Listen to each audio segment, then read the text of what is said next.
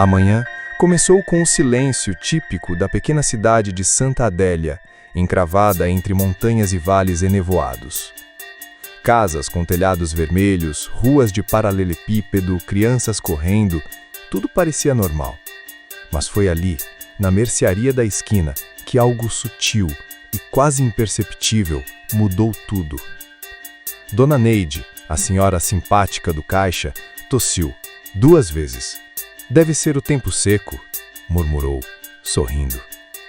Lucas, 29 anos, professor de biologia, estava na fila.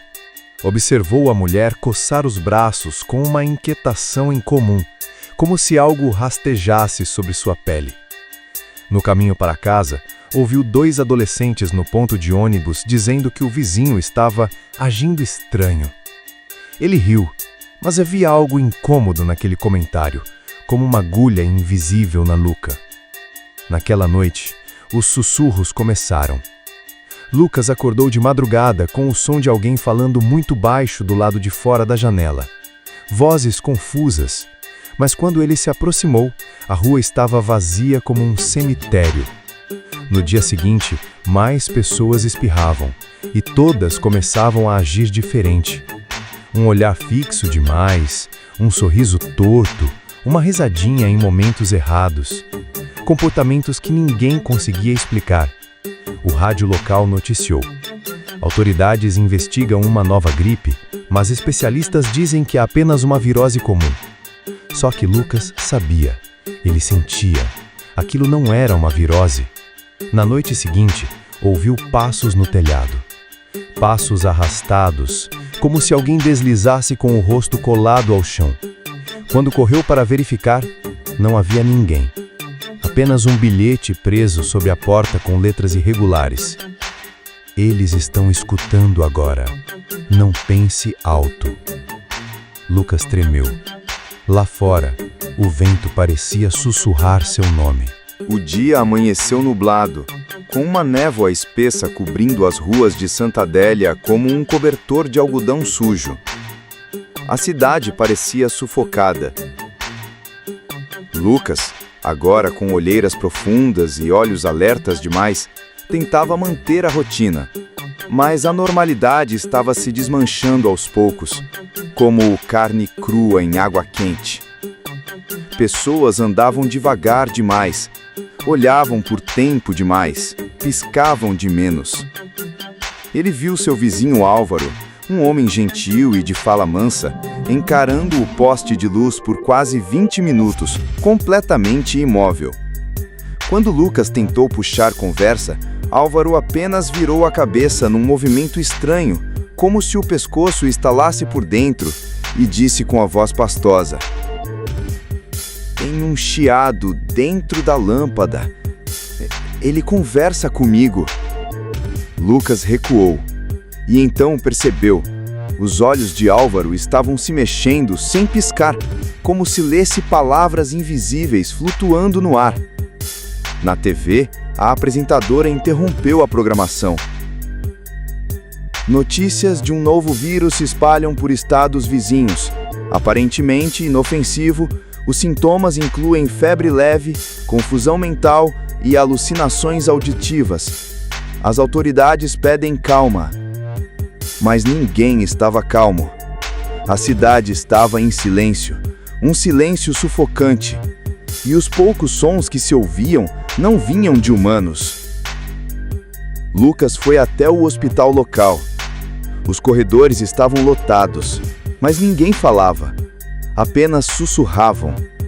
Médicos e enfermeiros escreviam em pranchetas, evitando contato visual.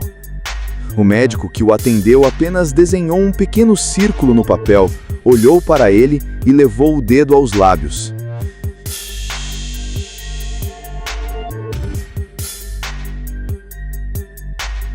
Na saída, Lucas passou pela ala psiquiátrica. Lá ele viu algo que fez seu estômago virar. Pacientes com os olhos vendados, todos de pé, com as mãos nos ouvidos, tremendo. E um deles sussurrava repetidamente: "Eles entram pela audição, eles entram pela audição, eles entram pela audição." Lucas saiu correndo, Naquela noite, ele tentou bloquear todas as janelas e desligar os aparelhos, mas o som estava dentro dele. Agora, um chiado, como o de uma TV sem sinal. E vozes vinham por trás desse chiado, baixas, urgentes, enlouquecedoras. Lucas, você escuta. Lucas, não resista. Lucas, estamos aqui dentro. Lucas se encolheu no chão, tapou os ouvidos, mas a voz vinha de dentro da cabeça. Na rua, as pessoas começavam a sair de casa sorrindo, sussurrando, andando todas na mesma direção, como se uma única mente estivesse guiando toda a cidade. Lucas não dormia há 3 dias. A sombra sob seus olhos parecia tinta preta escorrendo pela pele. Ele trancou todas as portas, tampou as frestas com toalhas e desligou até o disjuntor. Mas o chiado, ele nunca parava. Era como se alguém soprasse em seu ouvido, um sussurro úmido, íntimo, obsceno. E quanto mais ele resistia, mais alto o som se tornava. Na televisão desligada, reflexos se moviam como se a tela estivesse ligada a outro mundo. Ele viu a si mesmo, mas algo no reflexo sorria diferente. Eita! Lucas! O som saiu sem ele abrir a boca. Na cidade, o colapso havia começado de verdade. As ruas estavam repletas de moradores andando em círculos, com os olhos esbranquiçados, como se uma névoa estivesse dentro das retinas. Alguns arranhavam as paredes em busca de alguma coisa. Outros cantavam melodias infantis de trás para frente. O cheiro de carne queimada vinha da praça central, onde um grupo havia feito uma fogueira com livros e rádios. Lucas decidiu fugir, mas antes ele precisava passar na casa de sua irmã, Júlia, que morava a 3 quadras dali. Ela não atendia o celular há 2 dias. Armado com um bastão de ferro e tampões improvisados nos ouvidos, ele correu pela cidade deserta, cruzando olhares vazios e corpos que se contorciam nas calçadas como marionetes com os fios partidos. Chegando na casa de Júlia, encontrou a porta entreaberta. Lá dentro, tudo estava em silêncio. Mas na parede da sala, com sangue, alguém havia escrito: "Não escute, não repita. Eles vêm pelo nome." Ele subiu as escadas e entrou no quarto. Júlia estava sentada na cama, os olhos cobertos por uma venda, as mãos sobre os ouvidos. Ela tremia. Lucas se aproximou, puxou a venda e ela gritou, um grito tão agudo que parecia vidro estilhaçando por dentro da alma. "Você não devia ter entrado! Eles te ouvem agora! Você disse o seu nome em voz alta!" Ele recuou, atordoado. "Júlia, sou eu, sou seu irmão." Ela começou a rasgar os lençóis, os dedos sangrando. "Lucas, Lucas, Lucas, Lucas, Lucas." E cada vez que ela dizia o nome, as paredes pareciam se contrair. A casa gemeu, literalmente. Um som grave e orgânico, como se estivesse viva. E então, do escuro do corredor, alguém respondeu ao nome. Uma voz rouca, gorgulhante, distorcida, sussurrou das sombras. "Lucas, eu estava esperando você." Lucas caiu para trás. Um vulto se arrastava pelo teto, com membros tortos e um rosto que lembrava o seu, mas distorcido como um sonho febril. Ele agarrou Júlia e correu escada abaixo. Lá fora, o céu estava cinza. O som dos sussurros agora vinha de todos os lados, até das árvores, até da terra. A doença havia vencido. E Lucas, agora, era um receptor. Lucas e Júlia fugiram pela cidade desfigurada. As ruas já não tinham estrutura lógica, como se o espaço estivesse sendo dobrado pela mente coletiva que agora comandava tudo. As casas pareciam olhá-los, literalmente. As janelas tinham formas de olhos úmidos e pulsantes que seguiam cada passo. Os postes acendiam em ritmo com o coração de Lucas. A cidade respirava e ela queria que ele escutasse. Júlia murmurava palavras desconexas enquanto andavam. "Não pense, não ouça, não diga nomes. Eles vivem nos nomes. vivem nos sons. Lucas segurava sua mão com força, mas ela já parecia estar escorregando para um lugar sem volta. Seus olhos tremiam, tentando resistir às imagens que vinham do fundo da doença. Imagens que não pertenciam ao mundo real. No antigo colégio da cidade, onde pensaram em se abrigar, encontraram uma sala cheia de pessoas em silêncio absoluto. Todas sentadas em cadeiras escolares, encarando a lousa. No quadro negro, havia uma frase escrita com giz branco. Repetição é obediência. Ouça e será livre. Um homem se levantou do fundo da sala. Suas orelhas estavam costuradas com arame. Ele apontou para Lucas com um dedo esticado e gritou, mesmo sem escutar sua própria voz. Você ainda escuta! Você ainda escuta! Você é uma porta!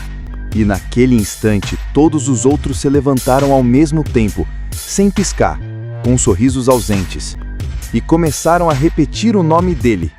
Lucas! Lucas! Lucas! Lucas!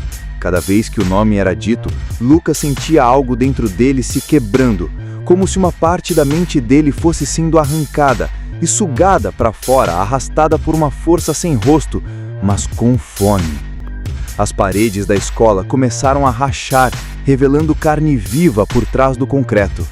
O chão tremia, os livros ardiam em chamas sem fogo, e as vozes agora vinham de dentro dos olhos dos infectados. Sim, os olhos sussurravam, moviam-se como bocas, vibravam com som. Lucas e Júlia conseguiram escapar pelos fundos, quebrando uma janela e correndo para o matagal. Ali, no meio do breu natural, entre grilos e galhos, encontraram uma velha torre de rádio abandonada. Era o único lugar onde o chiado parecia diminuir. Lá dentro, encontraram um homem magro, de barba longa e pele acinzentada, cercado por rádios antigos. Vocês ainda não estão totalmente tomados, mas escutaram demais. Eles já sabem de vocês. Quem são eles? Lucas perguntou. O homem virou-se devagar, olhos quase sem cor. Eles são ecos de algo maior, algo que escapa da linguagem, que se espalha pela vibração. Um vírus? Não, uma ideia que quer viver, em voz alta. Ele apontou para o céu. Lá em cima, as nuvens se moviam em espiral, como se algo estivesse tentando descer. E o homem falou pela última vez. Se eles falarem o seu nome, você não é mais você. Do lado de fora, alguém começou a cantar. Era a voz da mãe deles. Mas a mãe deles estava morta há 3 anos. A voz da mãe ecoava lá fora, doce e calma. Lucas, Júlia, venham para casa, meus amores. Era impossível, mas era perfeito demais para não acreditar. Júlia, em transe, começou a andar em direção à saída da torre. Lucas tentou segurá-la, mas ela olhou para ele com os olhos completamente transformados, negros, vazios, mas ainda molhados de emoção. Ela me chamou, Lucas. Ela lembra da gente. Não é ela! Ele gritou, mas seu grito parecia abafado dentro da garganta, como se o ar tivesse ficado denso, viscoso, como se até o som estivesse começando a obedecer à doença. O homem da torre apertou um botão no painel velho de rádio. Dezenas de transmissores ligados começaram a emitir um som agudo, constante, como uma onda de choque sonora. A frequência limpa, a única coisa que bloqueia os sussurros. E por que você não transmitiu isso antes? Lucas gritou. O homem tossiu sangue. Porque toda transmissão é também uma abertura. Toda antena atrai. E agora, já é tarde demais. Do lado de fora, as pessoas infectadas começaram a cercar a torre. Centenas, talvez milhares, todos parados, olhando para cima, sorrindo, tremendo, repetindo palavras, cada um pronunciando nomes diferentes, nomes de pessoas que ainda resistiam. como uma rede psíquica tentando derrubar o que restava de sanidade. Ele entendeu então que não era apenas sobre ele, era sobre todos que ainda pensavam, sentiam, lembravam. A doença buscava apagar a individualidade, apagar a memória, transformar tudo em uma consciência coletiva, em branco, em ruído. Júlia começou a repetir o nome dele de novo. Lucas, Lucas, Lucas. Ele chorou. Sabia que a havia perdido. Num último impulso de desespero e coragem, Lucas tomou o lugar do velho e ajustou os dials do transmissor. Mudou a frequência, abriu o microfone e falou em voz firme. Eu não sou só um nome. Eu sou tudo o que vivi, tudo o que perdi e tudo o que ainda resisto. Se alguém ainda está escutando, desliguem o mundo e lembrem-se de quem vocês eram. Eles só vencem se a gente esquecer. Então ele aumentou o volume ao máximo e gritou seu próprio nome no microfone.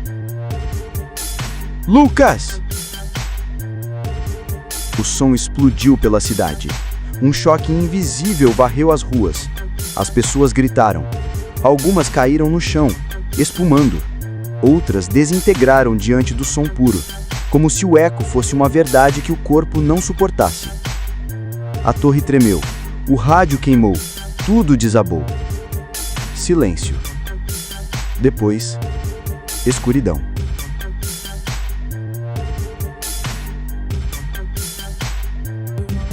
Lucas acordou dias depois em uma floresta distante, sozinho.